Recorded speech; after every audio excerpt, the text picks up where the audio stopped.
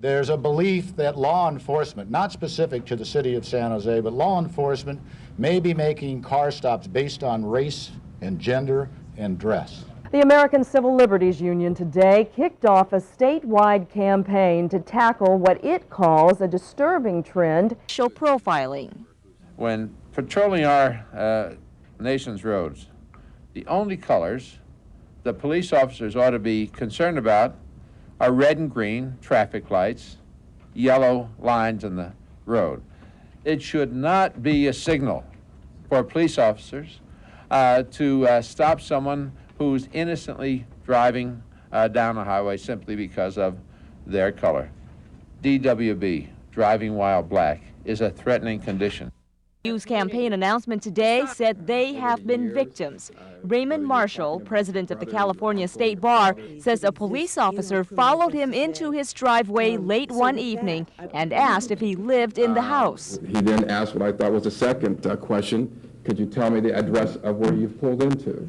I identified the address, the correct address, remarkably enough, and the officer then proceeds to simply thank me for cooperating, offer no reason for why we would trail. The ACLU contends stops of that nature exacerbate the often hostile relationship between police and minorities. The group says since it began a racial profiling hotline last year, it has received some 1,000 complaints from Californians who were stopped by police. And that is in many cases illegal. So today, San Jose's new police chief announced that his department will follow San Diego's lead as the second department in the country to voluntarily track the race and gender of every person on foot or in a car stopped by an officer in this city and the reason for the stop. That's about 120,000 a year, he says. Only about half of those result in a citation or arrest. I think the San Jose Police Department profiles just like any other police department. A certain number of the members of the community feel as though they are stopped because they might look a certain way or have a certain lifestyle.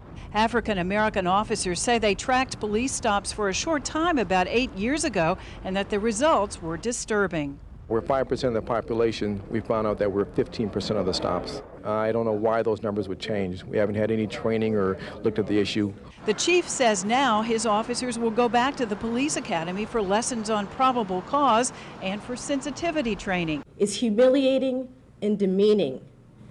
Having your car searched, being frisked, being asked about who you are and what you're doing in a particular neighborhood.